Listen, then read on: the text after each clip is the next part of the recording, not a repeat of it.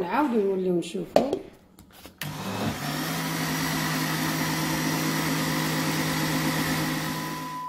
سلام الله عليكم مشاهدينا، كنتمنىكم يا ربي تكونوا بخير وعلى خير وانتم كتشوفوا هذا الفيديو. هذا اليوم ان شاء الله غادي نحضروا معكم هذه الوصفه اللي كلشي كيعشقها وسهله وبنينه، وصراحه يعني ما فيهاش وقت بزاف، وغادي نخليكم تعيشوا معنا لحظه بلحظه كيفاش غادي يجي هذا الكريب هذا طايب وهشيش يا خوتي. يا سلام. تابعوني حتى الاخير وغادي تشوفوا النتيجه اللي غادي تعجبكم كاملين ان شاء الله. وما تنساوش الا كنتي اول مره كتشوف هذه القناه تبعنا ودير الجرس باش يوصلك كل جديد ديالنا، وشي كومونتير زوين بحالكم وديك اللايك الزوينه. الله يسهل امركم وشكرا لكم على المتابعه.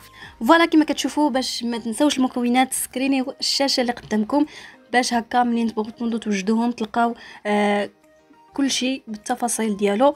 ونخليكم يلا نبداو على بركه الله الفيديو ديالنا.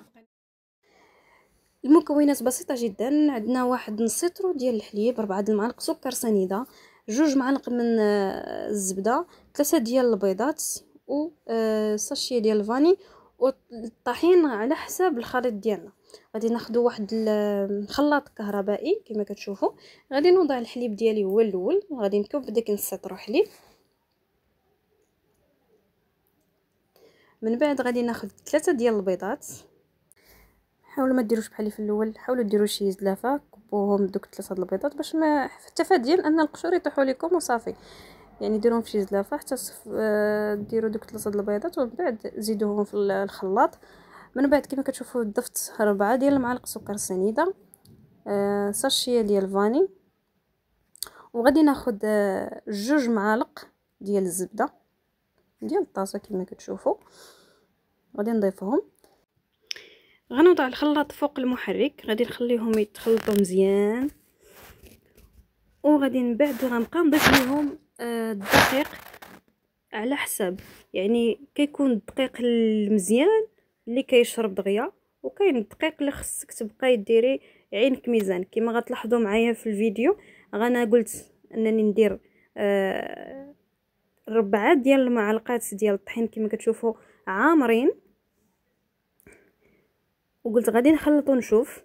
يعني خلطت المره الاولى ومن بعد عاوتاني شفت انه باقي خصو يزيد شي شويه، زدت ليه واحد 2 معلقات اخرى. مهم كما قلت لكم يعني على حساب الدقيق عندكم كي داير، واش داك الدقيق المزيان ولا الدقيق العيان. المهم على حساب نتوما منين تكونوا كتخلطوا عينكم ميزانكم. نتوما كتخلطوا وانتوما كتضيفوا الطحين بشويه بشويه حتى كيبان لكم الخليط راه ولا عاقد. ها نتوما كما كتشوفوا يعني فاش درت داك 4 المعلقات ما كانوش كافيين، باقي الخليط عندي جاري. انا زدت ليه قلت نزيد 2 معلقات اخرين وغادي نعاود نشوف، ولكن من بعد عاوتاني لقيت انني خصني نزيدو. يعني عندي الدقيق ما كانش كيشرب دغيا، مع العلم انني قلت انه راني عندي الدقيق الممتاز، ولكن مهم ما كتعرفوش حتى كتجربوا معليش. مهم الخليط ديالنا خصو يطلع لينا مزيان كما كتشوفوا. يعني عاوتاني جربت شفت لقيت باقي خصو يزيد شويه، غادي نعاود ناخذ الطحين وغادي نزيد 3 ديال المعلقات اخرى. المهم انا تنقول بيا ولا به، المهم خصني نشوف الخليط ديالي عاقد طالع زوين. مهم بعد عده محاولات تمت المهمه بنجاح، وغادي نخليوه يرتاح واحد تقريب نقول لكم 20 دقيقه حتى نص ساعه هكاك.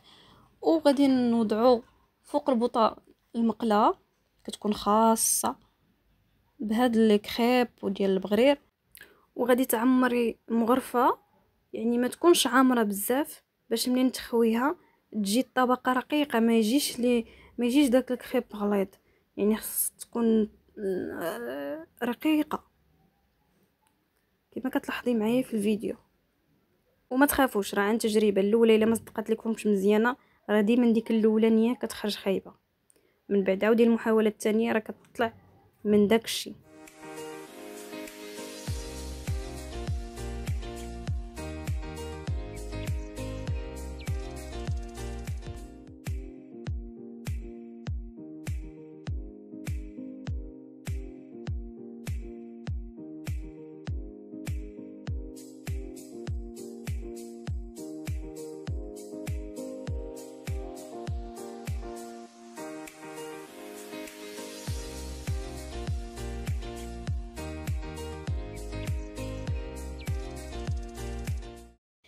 ايوا هانتوما مشاهدينا ها هما طابو الكريب ديالنا، شوفوا كي كيجيو غزالين طايبين مزيان، كيشهيو كل وحده تشهي كيف وحده.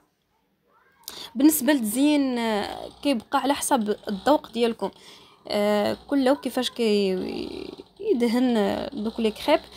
كاين اللي كيدير داك الشوكولا ديال نيتيلا. مهم غادي نوجد معكم كريم شوكولا فيه كاس ما عامرش ديال السنيده، كاس حتى هو ما عامرش ديال الحليب، وكاس ضرب كاس ضرب ديال الزيت.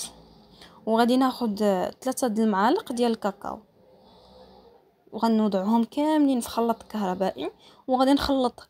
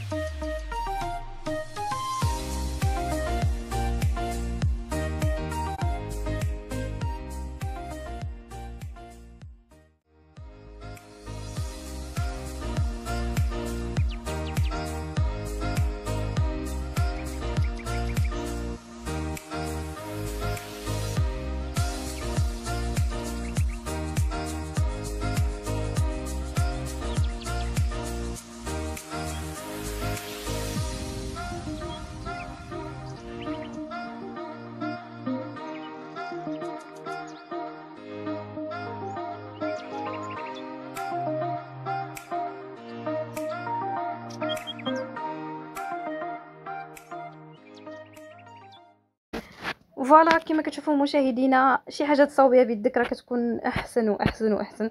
المهم هانتوما كي كتشوفوا الكريم كيجي زوين. وغادي ناخذ تقريبا ناخذ واحد 2 دراهم ديال الشكلاط ولا ما كاملاش كاع، دوبوه في حمام مريم وزيدوه مع هذا الكريم هذا باش كيعطي تعطي ديك النسمه ديال الشوكولا. فوالا كما شفتوا انا بعد ما دوبته وريته لكم نيشان بلا داعي باش ما يجيش الفيديو طويل، ونتمنى انه يكون عجبكم، جاكم خفيف ظريف. واذا كنتوا باقيين معايا حتى لدابا ما تنساوش تقولوا لي من اين بلاصه متبعينا، واش عجبكم الكريب اللي صوبت معكم اليوم. الا مازال ما درتيش داك اللايك دير اللايك، اش كتسنى؟ فضلا وليس امرا. شكرا لك تشجيعا لنا فقط. فوالا كما شفتوا انا دهنتهم وغادي نزوقهم عاوتاني بالبنان، كيجيو في المذاق يا سلام فني. مهم كما شفتوا هذه الطريقه ديال انني كي كندير ليهم وكنحطهم في الطبسيل بهذا الشكل هذا.